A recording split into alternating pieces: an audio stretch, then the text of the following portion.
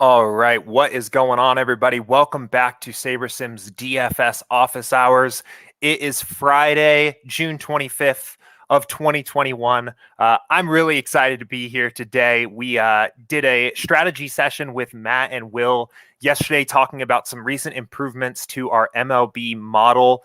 That video is up on our YouTube channel. I know a bunch of folks have already watched it. We've had some awesome engagement with that video in our support channels and on social media and in Slack already today. So if you missed that video, I highly recommend going and checking it out. The team has been working really hard on our baseball model this season. We're seeing some awesome results in our back testing.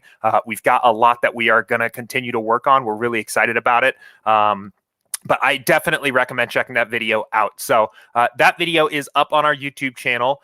If it is your first time joining us here for Office Hours, either watching us live or as the recording, this is a live Q&A style show where we answer questions about DFS, about SaberSim, whatever you guys want to talk about I host this Monday through Friday at 2 p.m. Eastern.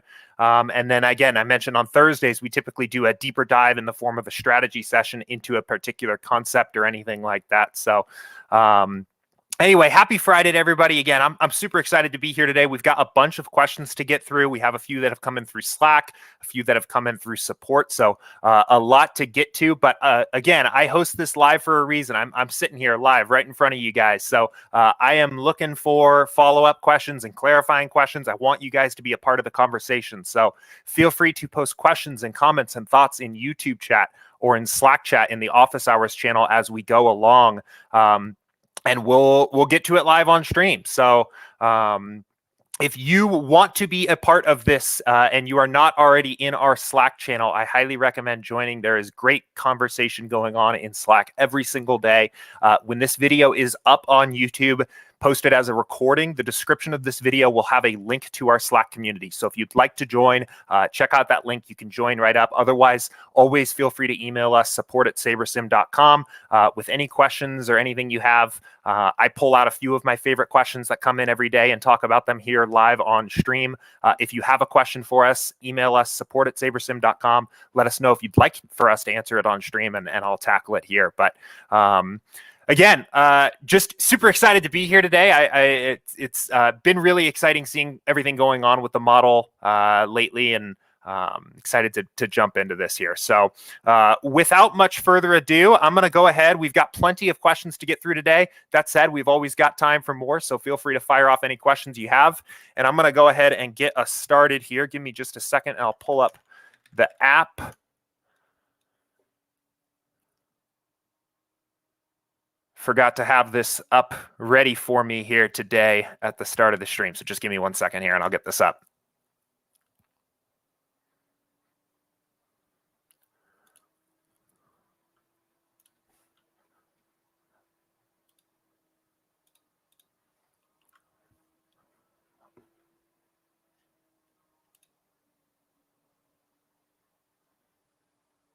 All right. Oh.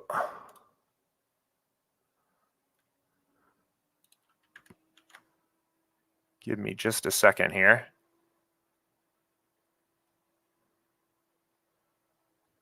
All right.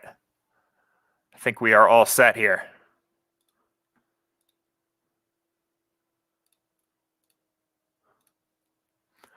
All right, cool. So I'm going to go ahead and hop to the main slate here. The first question we had, I got two questions from two different users in support this morning. They were both asking kind of a similar overall question, and that was about stacking in baseball. How do I get the right stacks I want?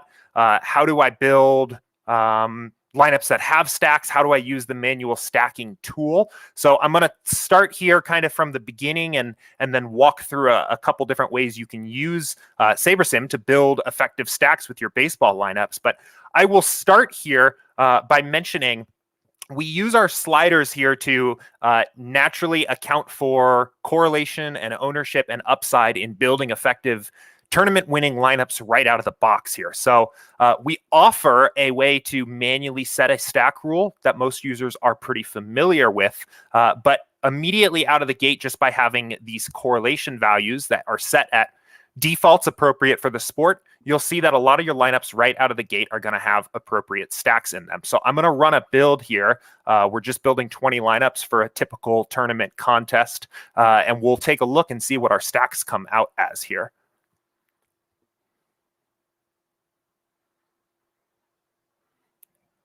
Just give this a moment to build here.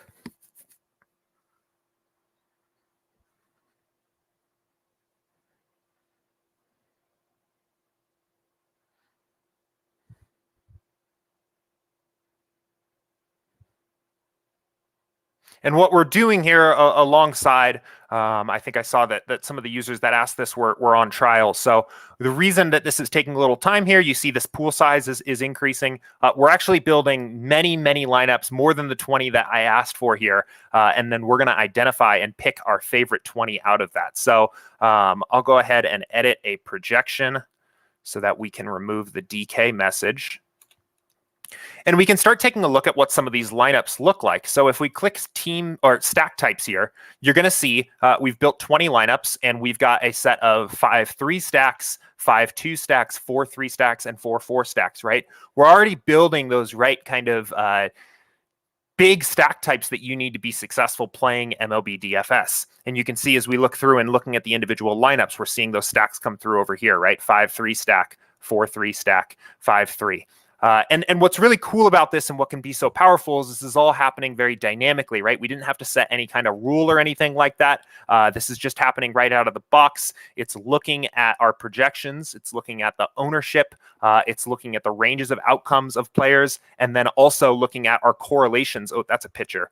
Of certain players to one another in the batting order, and then building those big stacks. So personally for me, a lot of times this is good enough for me. I won't mess with the correlation slider very much. I don't always use manual stacking rules myself, but that is how I will typically go about it. I see a question here came in from Jim. This is basically the exact same question I got here in support this morning. This is the next thing I want to talk about. Suppose you want a specific 5-man stacks. How do I tell it to do that, right? I will say one other thing you can do here is you can actually edit exposures of certain stack types and dial into the right kind of stacks you want after the build. So for example, if we just know that we want 100% 5-3 stacks, we can set a minimum exposure for this. And what it's going to do is it's going to just give us, of the 500 lineups we built, 100% 5-3 stacks, right? Similarly, you can do this on a team level. Under team stacks, if, for example, you went to 5 stacks and you had decided that you didn't want to play any Atlanta or something like that, you can set a max exposure of 0, which will then cross that team off the list. This is all happening after the build has been done. We don't have to build any more lineups because we started with a pool of 500. So you have a lot of powerful stacking tools post-build just because of the correlation slider and the fact that we're building so many lineups right out of the gate.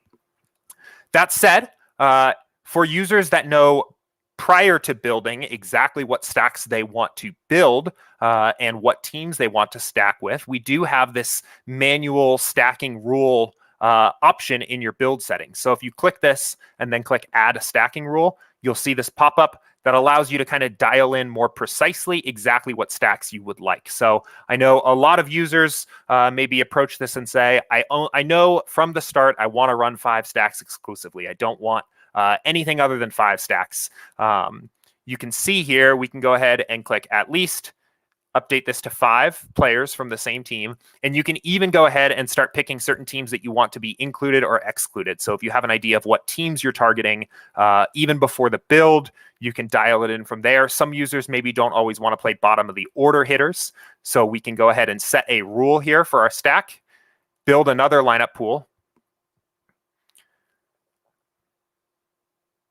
And what this is going to do is it's going to build another similarly sized pool, but it's only going to build lineups that fit into the original specifications that we chose in that stacking rule. So definitely a few different options to go down here.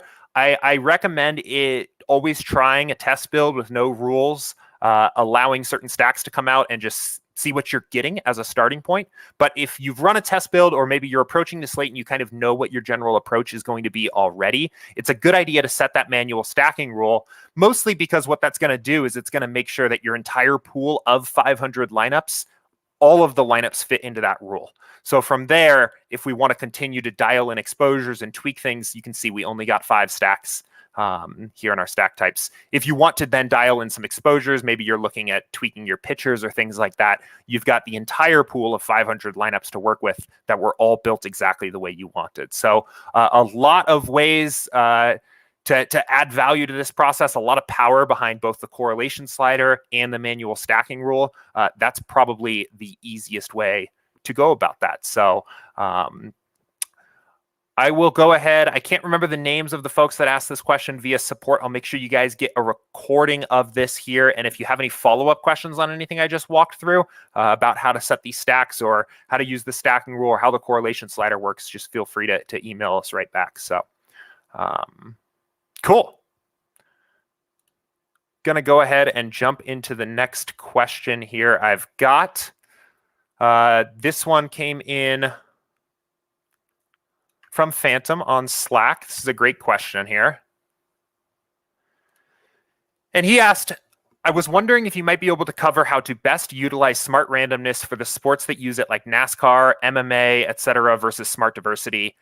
I know smart diversity is is at its highest for single game sims, but if smart randomness is employed, does each tick represent 5%, 10% for the outcomes? Thank you in advance, as always, and we'll try to catch the recording later. Perfect. I'll go ahead and pull this up. So what Phantom is referring to here, typically you'll see for most of our main sports, we've got the smart diversity slider, which I've mentioned a few times here on stream, that what it's doing is when we simulate the game outcomes, for every single game on the slate, thousands of times, we can plot a player's range of outcomes of what happens in that game on this curve. And smart diversity is our way of adding upside and diversity to your lineups by limiting the number of sims that we're picking from for each lineup we build, right? The higher this slider goes, the fewer number of sims that we're using to generate every player's projection when we decide whether or not to put them into a lineup. It uses real ranges of outcomes that allow us to capture upside and allows us to vary our lineups without doing something like randomness. On some of these sports that we don't at the moment have full simulations for, like MMA, for example, we're using a more typical projection model, right? These are just raw projections. And you see these players' names are not clickable. We're not actually running full simulations for MMA at the moment. I will say we are working hard on that behind the scenes here to start handling MMA and some of these other sports with actual sims. But for now, these are just raw projections. And when you click New Build, you will see that Smart Diversity has been replaced with Smart Randomness. So what Smart Randomness is essentially doing here is it is assuming that all of these players' ranges of outcomes are perfectly normally distributed.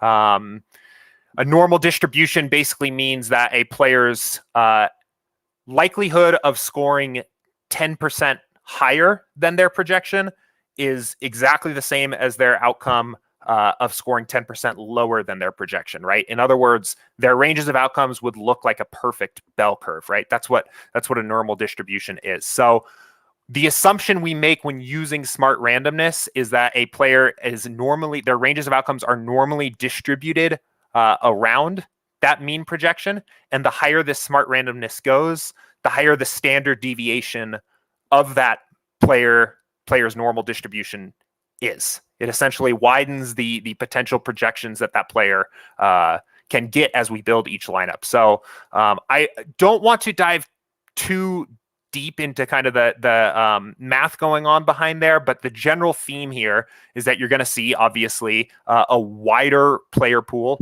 similar to things you see with the smart diversity, a wider player pool, probably lower exposures, and more ranges of outcomes when you're using a higher smart randomness slider for your builds.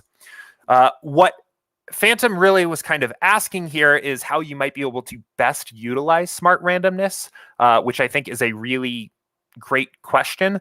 And I think in thinking about how to correctly apply smart randomness, it's a bit of a middle ground between thinking about the overall variance of the sport you're playing and also how those players' ranges of outcomes may actually look for a certain contest, right? So if you're familiar with MMA, and part of the reason why we're working so hard on getting sims for MMA up and ready is that these fighters' ranges of outcomes are actually very much not normally distributed, right? There is a bit of a binary range of outcomes for fighters, I guess actually similarly to what it would look like for golf, funny enough. Let me pull up a golf site just so I can get a range of outcomes, because it will help explain this a little bit. Okay, so a golf player's ranges of outcomes, right? You have this binary outcome graph where we've got all these outcomes that take place when the golfer makes the cut, and then these ranges of outcomes that take place when the golfer fails to make the cut. MMA fighter's ranges of outcomes are actually likely to be somewhat similar to that, where the fighter can win the fight and then has this wide range of outcomes where maybe they win by decision on one hand, which is a lower score, or they get a first round knockout on the other hand, which is a very high score. And then on the other side, they can lose the fight. They can lose the fight and get knocked out in the first round and score essentially 0, or they could lose by decision. The fight goes the distance and they still have points. They still have a decent score, right? So that's very much not normally distributed. I think the challenge here and where you can kind of add some value as you are thinking about this is the raw projections that we have here are essentially going to be a combination of the fighters' win odds, their odds of winning that fight,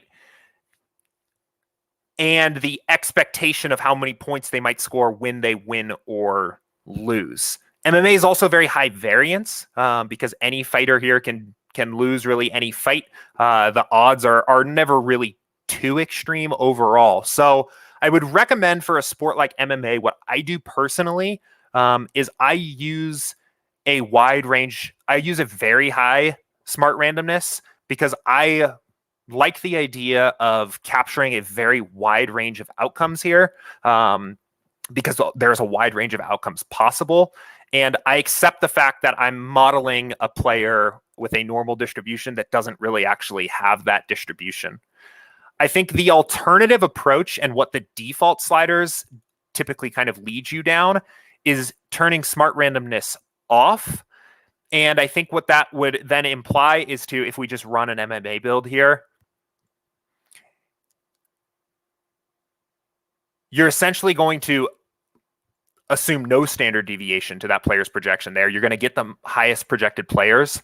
And then to take advantage of using our post-build exposure settings to move players' exposures around based on their win odds, your own research, how over or under the field you want to be on certain fighters. I think Phantom also mentioned NASCAR. To be completely honest, I'm not very familiar with NASCAR. I have some tickets to the Cup race on Sunday of this week that I won, and that will be some of the first NASCAR contests I've ever entered. So I am not at the moment totally familiar with how NASCAR racers' ranges of outcomes are distributed. So I'd be curious if if there are any NASCAR fans here in chat or watching along that are really familiar with how that sport typically plays out. I imagine it's probably a little bit more normally distributed than maybe something like MMA, but I'm not entirely sure in that particular regard. But that's basically kind of the idea of what we're doing here. So I think really, again, there's kind of two approaches here. One, smart randomness is going to pretty well mimic the impacts of smart diversity for a sport that is pretty variant like MMA. And I think you can build successful lineups, turning it up pretty high. I like to use it, honestly. I use the PGA sliders as kind of a baseline for where I build my MMA lineups. So that gets you a pretty high smart randomness. It's going to allow some of those high ranges of outcomes to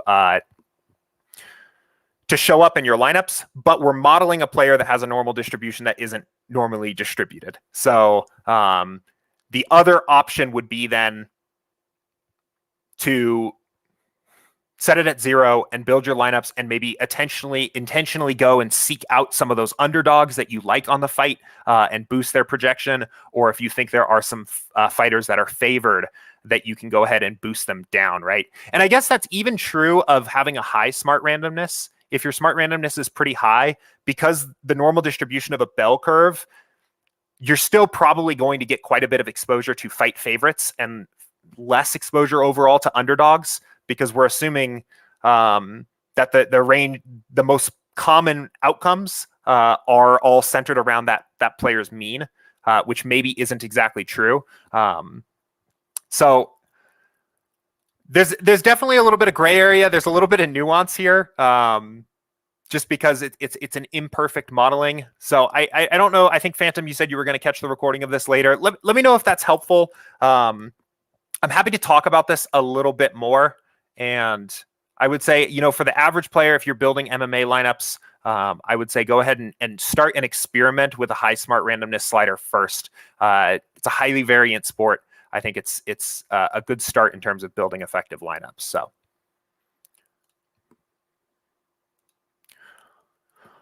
Okay, I see some other questions are continuing to roll in. We'll just go ahead and keep it rolling here. I'm going to pick this one up first here. This one came in through Andrew in Slack as well. And he said, when there are a couple teams you're high on, but their totals are different. For example, last night, Houston 6.0, Toronto 5.2, Washington 4.5 at my build time. What's an optimal way in step one to get the builder to treat those teams more equally, for lack of a better term, or get some exposure to all? Thank you. Yeah, let's go ahead and take another look at yesterday's baseball slate here. And we'll use that as the exact example.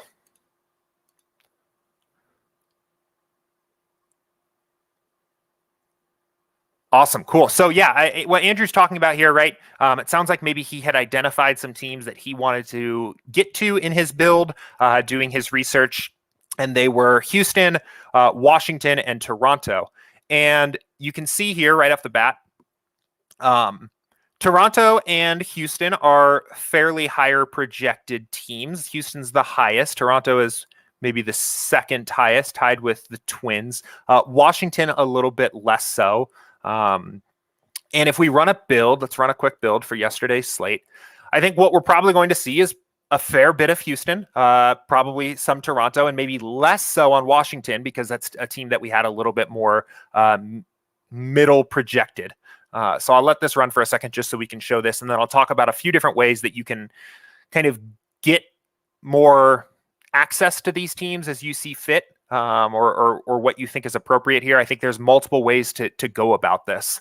The first, and I think probably the easiest, is to take advantage of moving around the exposures like we just talked about, right? So let's look at our team stacks. So you can see we got a ton of Houston. We did get a little bit of Toronto, and then less so on Washington.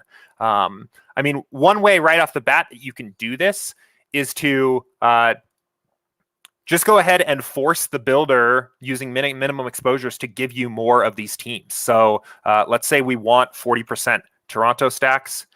We can bump that up. If we want also a lot of Washington stacks, we can go ahead and bump that up. It's going to force more of those players into our lineups. As you bump up the exposure to those team stacks here under all, it will typically start to give you some of those teams in your bigger stacks. So one thing I like to do, let's say you just decided that you wanted to play those three teams as your only 5 stacks. One thing that you can do here is kind of just massage these exposures until you're getting the teams where you want them. So let's see if we can bump this up now to 60. It doesn't like that. It doesn't have enough of those in the pool here. Let's go ahead and bump that back up to 40. This is, I guess I'll stop that there, because we kind of just saw the limit of this method, right? So the easiest way to do this, if you just know that these are the teams you want to target, I think these are the 3 teams that all happened to kind of go off last night, is to just bump up their minimum exposures. You can do this on the player level as well by picking particular batters maybe that you want. If you want more of a certain Washington batter, you can bump this up a little bit and get more of players that way, right? That is one very easy way to just get more of a certain team post build using your default settings. The second way, I think, to get more of a certain team, if you are not getting them already, is to bump up the team projections, right? These will basically, what we are doing is we've got all of this simulation data for every single game. We've got thousands of simulations for every game. When you adjust team totals up or down, so if we adjust Washington, for example, maybe to meet Houston, and we can do the same for Toronto too, and make those teams kind of by far. Let's see here.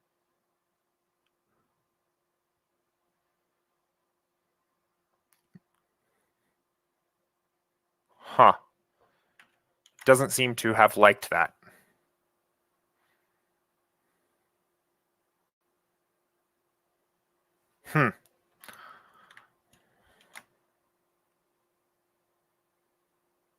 Give me just a second here. Let me see what's going on.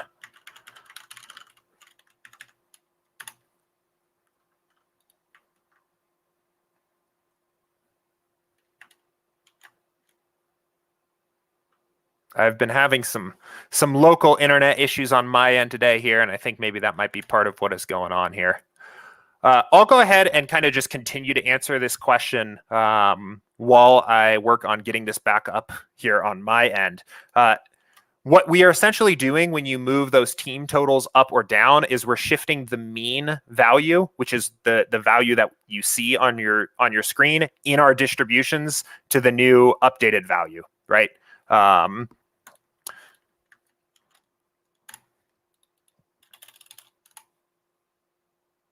So that's the other way to go about doing this, would be to take the certain teams that you want. I think I've got this back up here now.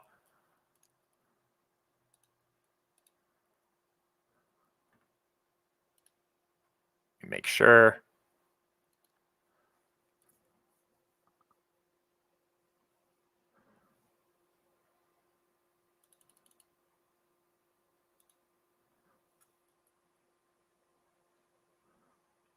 All right, I got it back here.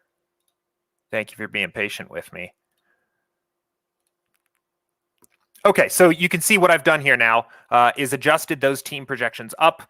We've got all three of those teams at 5.9. It's going to immediately boost a lot of the hitters on some of those teams. You can see Soto has gone from 9.5 points to 11-point projection. And if we run another build here now, we'll go ahead and take a look at what happens. And we would expect that we're going to get more of those teams now right out of the gate. Let's see.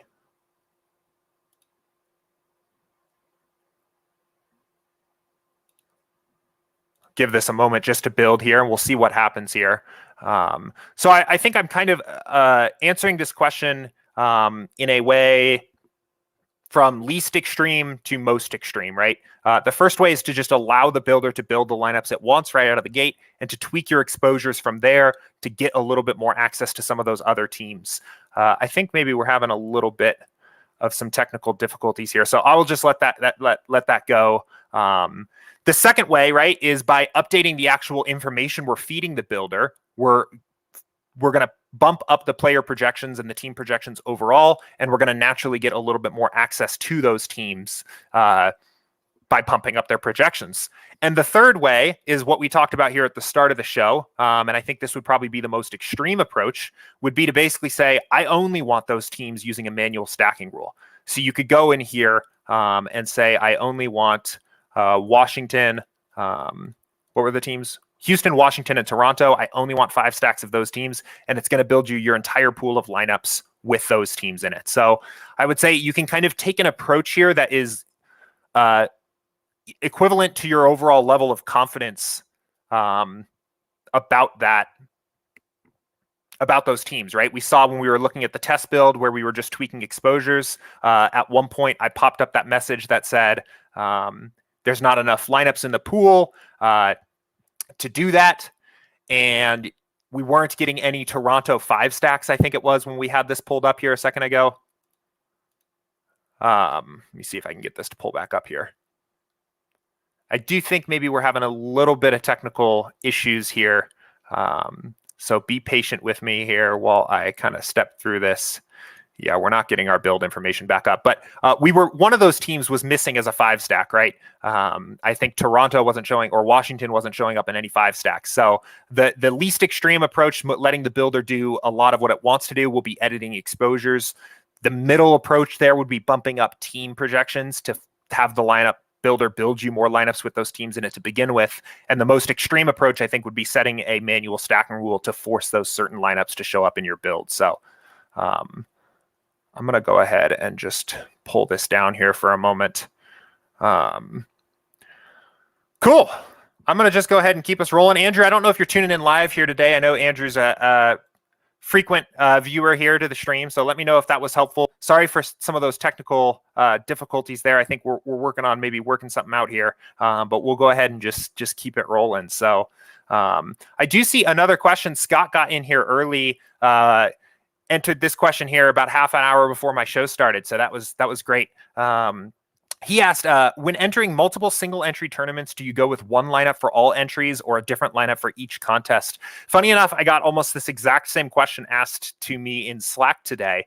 And I think this is a question that really is going to depend on your overall risk tolerance or risk aversion in your lineups. I think what I would probably recommend most people to do if you're playing a handful of single entry contests and they represent most of what you have committed towards a slate. So let's say you're playing like the $1, the $2, $3, $5, and $10 single entry contests for 5 different lineups. I think it makes the most sense in that particular case to build a different lineup for each contest, right?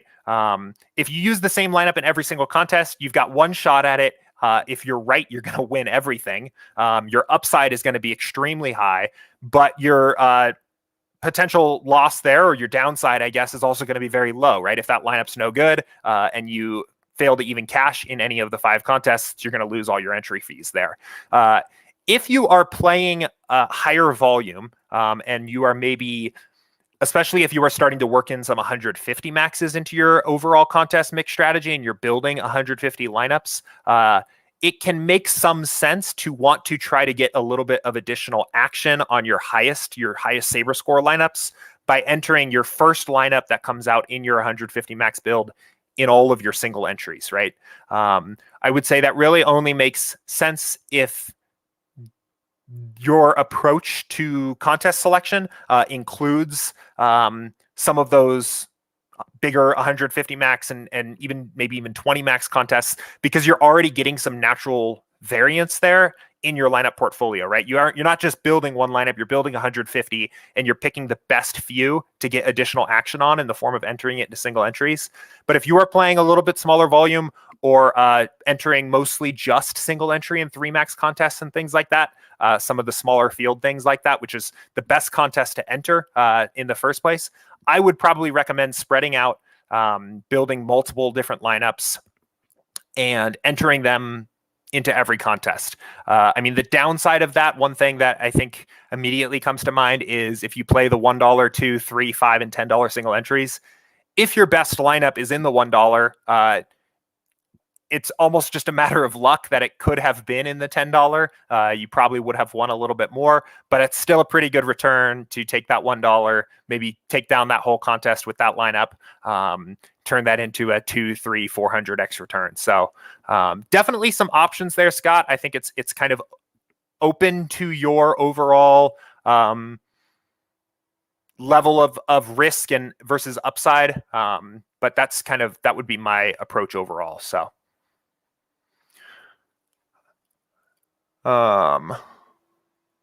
Let's go ahead and see. I see Jim also just asked, how do you get access to Slack? Feel free to email us, support@sabersim.com. If you are a SaberSim subscriber, we'll send you a link. We'll get you right into Slack. Alternatively, I know you're here watching me live. At the end of this show, I always go in, publish it to YouTube, put the recording up, timestamp it. I add a description to the video so users that are coming in after to watch the recording can see what we talked about. When that process is done, that's normally done in the early afternoon every single day.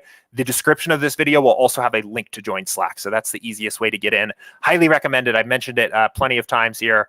I definitely, there's great conversation there every day. A lot of these office hours questions come in and start in Slack, so I highly recommend getting involved there if you aren't already. Let's see here. I'm going to go ahead and keep moving to other questions. I wanted to take a look and see how my app's looking here because I was struggling to get it to pull up. All right, I see another question came in from Braden. He asked, are we feeling good about Hill tonight? Is he a must? That's all I'm getting. I don't know, Braden, if you had a chance to watch that NBA strategy session video that I had sent you. For folks that don't already know, there's been a lot of interest, a lot of conversation about NBA playoffs, DFS going on with these playoff showdowns and things like that, some of these smaller slates. We had Max and Danny Steinberg on, along with Andy, I think 2 or 3 weeks ago now, right at the start of the NBA playoff season, doing a strategy session about NBA playoff DFS. So it's an hour long. It's up on our YouTube channel. We really kind of dive deep into overall NBA playoff strategy and the way to build effective lineups for these contests. So I highly recommend, if you're still playing NBA playoff DFS like I am, go check that video out. I think, Braden, on these kinds of questions, there's been some discussion in Slack here. This is kind of where the difficulty of some of these NBA showdowns can be, right? I'm going to go ahead and pull this back up here on the app. A lot of these showdown contests end up kind of coming down to assessing rotations. And we look at a guy, I think you mentioned that you're getting a lot of Hill tonight. Doesn't surprise me because we've got him projected. He's min price. We've got him projected to play 17 minutes, and his value for his price is sky high, right? The builder's probably going to give you a lot of him pretty quickly. Now, if we think, even if he just plays, so we've got him projected about 17 minutes. Let's say instead he plays 8 minutes, right? And his projection is essentially then cut in half, and he comes down to what, a little under 6 points. His value is going to drop pretty significantly, and you see suddenly he's maybe not as good of a play, and now fits into maybe just kind of this decent value play line, right? And all we did there is we dropped his projection by half, assuming that he plays a few less minutes. And this has an impact on the other side as well, right? If we take a player that maybe is likely, I don't know Atlanta's rotation too well, but maybe we take a player that is likely to get a few more minutes. If Hill doesn't play as much, you can find guys like maybe Cam Reddish is feeling a little bit better from his injury, right? We've only got him projected at 3 minutes. Maybe he comes in and plays 10, and all of a sudden his projection jumps up to 12 or something like that. And he's a little bit higher priced, so it's not going to have as much of an impact. But really, when you're coming down to just a single NBA game, these minutes projections become huge, and players' value is going to be baked into the assumptions of what those players are going to play. So I would say from there, I would go check out that video that I had mentioned. It's on our YouTube channel. I think it's called How to Beat NBA Playoff DFS in 2021. Max talks a little bit more about his overall strategies for assessing playoff rotations and seeing where some of this opportunity to maybe tweak projections and find some of these minutes upsides players are. But that's kind of why you're getting so much of a certain player in your lineups, right?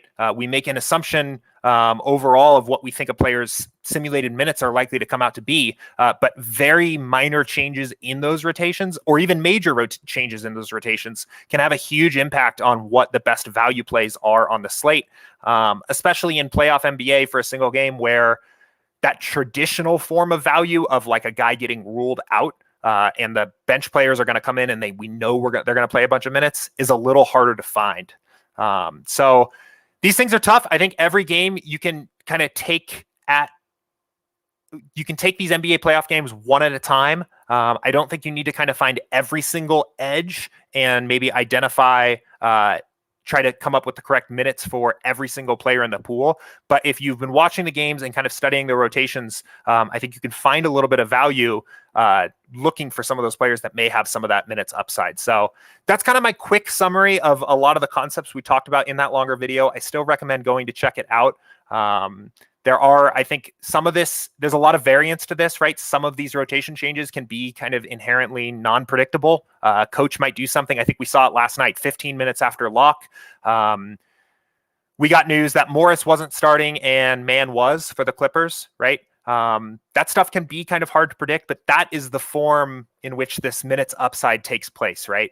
I think there were some concerns about Morris's injury. We got a starting lineup before the game, but maybe there wasn't a ton of confidence around that. That's kind of where you can find some of this upside. So again, I know, Braden, I'm not sure if you were looking for my crystal ball prediction about this game, and I don't really have one, unfortunately. I don't think that's exactly the way these end up working, but there are opportunities to add value to the NBA Showdown process here in that way. So hopefully that was at least somewhat helpful to you. But if you have any other questions, let me know. This is another great question. This came in from Aaron here on YouTube just now. Has SaberSim ever thought about giving their paid members a core to build lineups around? It's a great question. We get that kind of question a lot. And there's a reason we don't really do that. And the primary reason why is because the lineup builder, oh man, I really want to show this one with a test build here. Let me see if I can get this to pull up. If it doesn't, that's okay. No, it doesn't want to come up. Okay, that's okay. So the lineup builder is automatically going to give you a set of cores by using the default sliders for any given contest and by building you a pool of lineups that we think makes sense for the contest, right?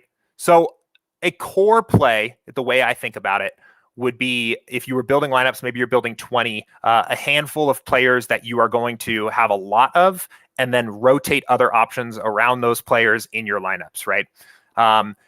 Where this gets tricky, and I think something that a lot of the traditional core plays that you see around the industry don't really take into account, is there's a big difference in terms of the contests you're playing in how exposed you want to be to certain players.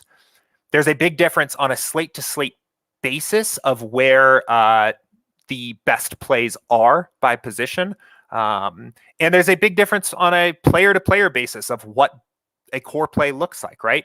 If you're playing a 3-max contest, it's entirely likely that you may go in and your pitchers are your core and you use the same 2 pitchers in all 3 contests and you are rotating different stacks around those players, right?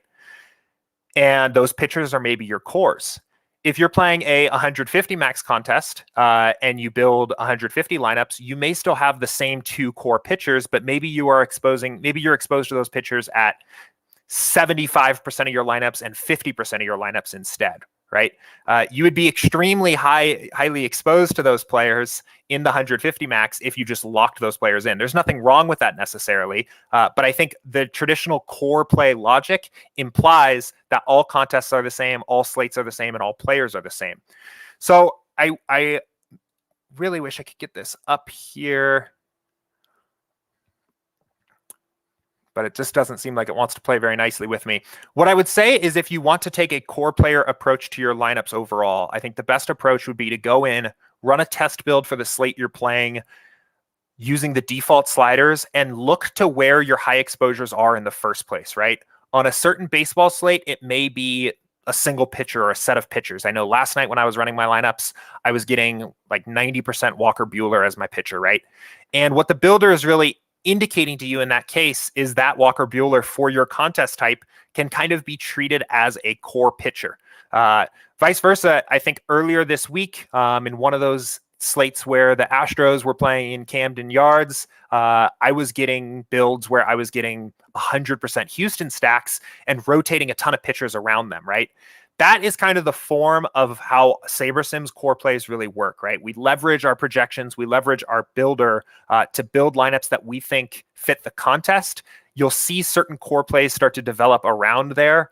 based on what players you're getting highly exposed to. And if you want to then from there be a little bit more aggressive with the way you're exposing your lineups to those players, you can lock some of those highly exposed players in.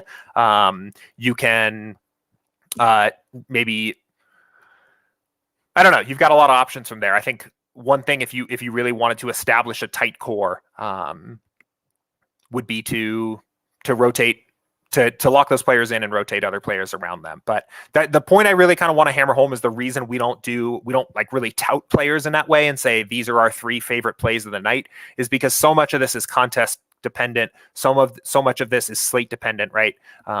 If you were playing a bunch of satellites or qualifiers on a certain slate, your core plays or the players that you were highly exposed to would be very different than if you were playing small field single entry 3 max, and just saying these are our cores doesn't really get at that nuance. So yeah, always recommend starting off your research on any slate with a test build. That means just pulling it up, running a build on default settings for the slate and seeing what kind of players you're getting highly exposed to. So hopefully that helps, Aaron. I wish I wanted to pull up a test build here and actually run that here, but I think we are still having a couple technical issues on our side. So hopefully I made that as clear as possible. But if you have any other questions, definitely feel free to ask. Cool. Let's see. Philip asked a question here. I think I missed this. This came actually in before those 2 last questions. Can you ask the team about adding MGM and FanDuel sports betting tab? Gave a like and already subbed to the channel. Thank you. I probably could get a whole lot better with saying, give me the thumbs up and subscribe. I know that's the trendy thing to do here, hosting live streams. So if you haven't already, throw me a thumbs up and subscribe to the channel. I appreciate it, Philip. We do get this question pretty often. I know, especially with more regulated sports books coming out pretty much every day. We're getting a lot of these questions about, can you add different books that I have available in my area to the sports betting platform? That is always on our radar. That's something that we are working on. The problem is that our data provider and the actual sportsbook themselves are always just a little bit different in how they architect their backend and how we go in and get their data to pull the odds in. So it's not always as easy as just turning on the light switch and getting that sportsbook in there. But I know FanDuel is definitely one we're missing. MGM. I know a lot of folks are playing on PointsBet now. So there are always more books that we're trying to add. It's definitely something on our radar. I don't know exactly when we'll have those 2 up there right now to begin with.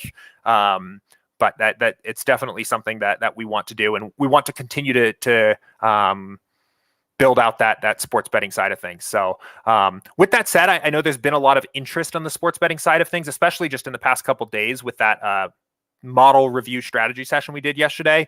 We're continuing to grow that side here. And if you are very much into the sports betting side of things, or even just somebody that uses that side, we're very interested in getting any feedback from our users about how that product works, things you'd like to see improved, things that would be useful to you. So if you're using the sports betting platform to place sports bets, always interested in hearing some feedback about the ways we can make that better. You can pop those into Slack in our wish list chat, or always email us, support@sabersim.com for any advice there, or thoughts that you have about ways we can improve that sports betting product, because it is growing quickly in popularity here, and we want to continue to support that. So let's go ahead and see. I do see another question came in here as well on Slack, and this is from Big Soob here. He said, how does changing the percentile to 75% affect lineup builds? Let me see if I can get this. I feel like I'm been flying a little blind here. My trusty app screen share is failing me here today.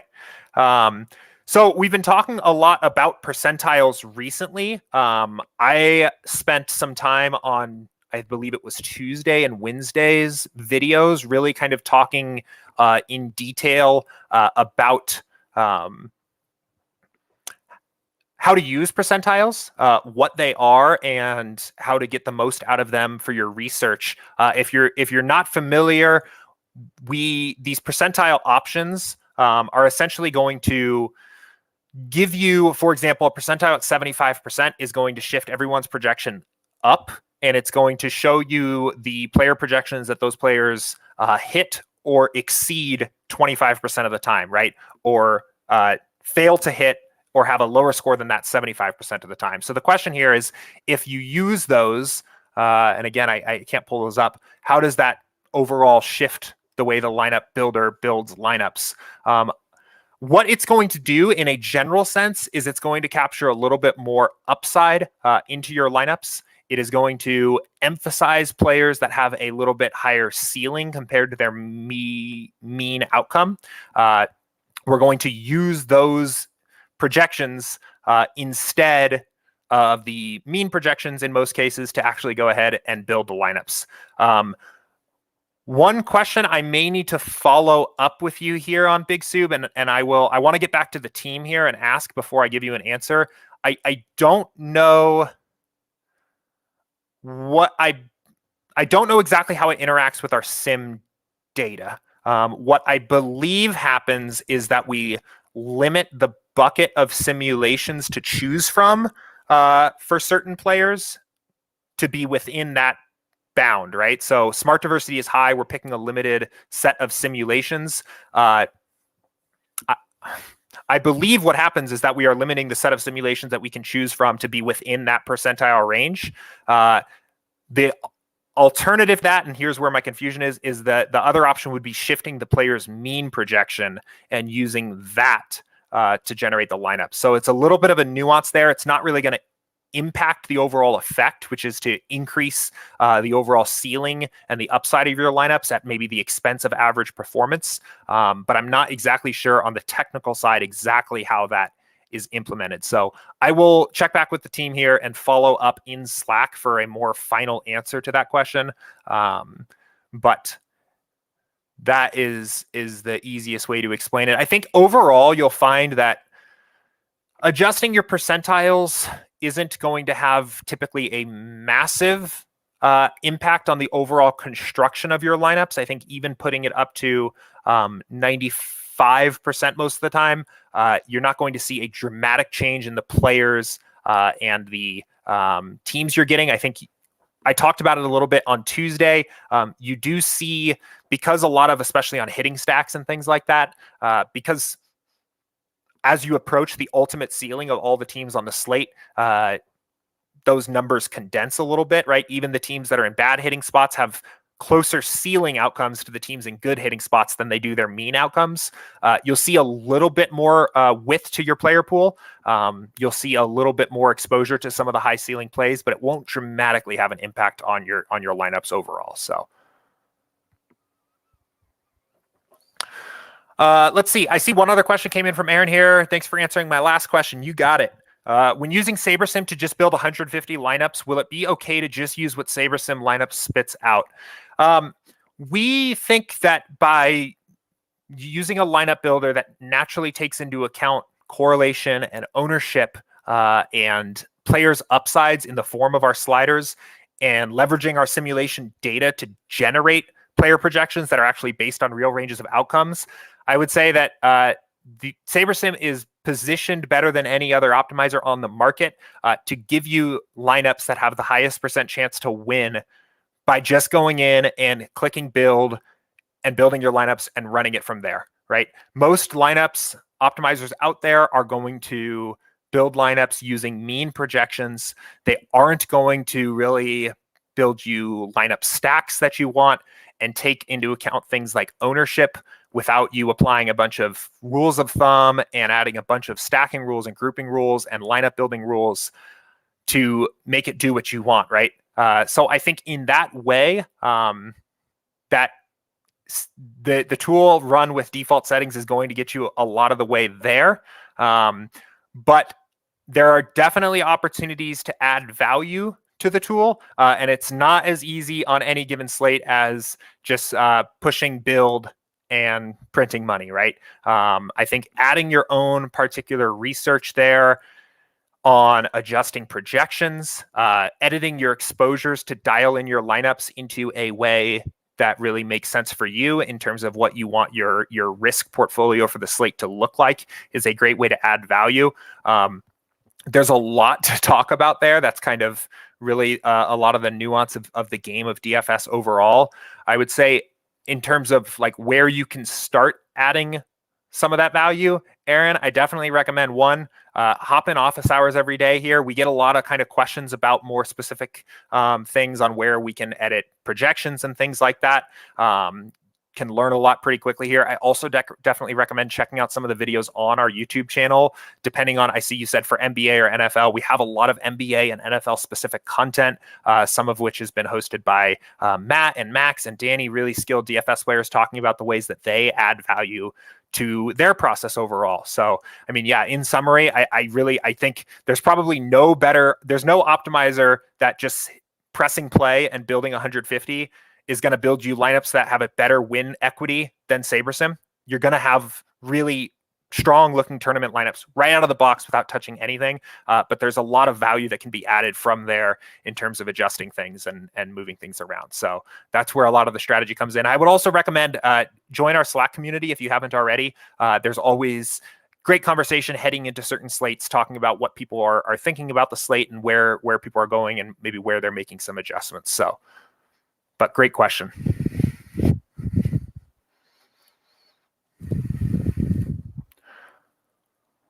All right. I don't see any other questions that have come in here. It is already, well, I'm on Mountain Time, but already 12:55 here. It already flies by. I see Jim said I can't find the Slack channel. Yeah, there's no description in this video at the moment because I have to wait until the stream is over to add the description in. So I would say if you're trying to get in, check out Wednesday's office hours video in the channel. That one's already posted. That one has the correct description. It will have a link in the description that says join the Slack channel and click here.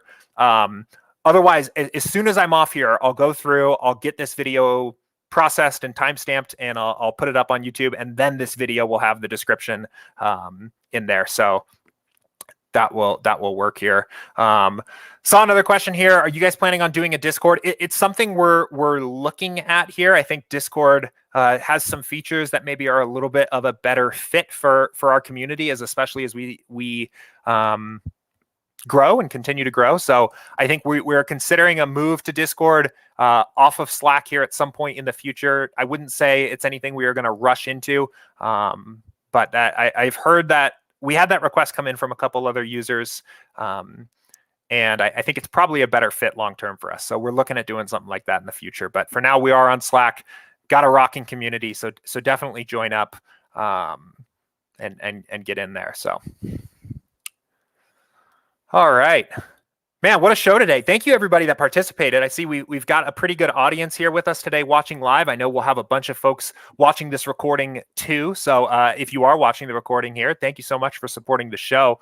My apologies for some of the technical issues here today. I tried to do the best I could with just talking through things. Didn't really have my trusty screen share of the app for most of the show here today. So hopefully I was able to give some decent answers to most of these questions.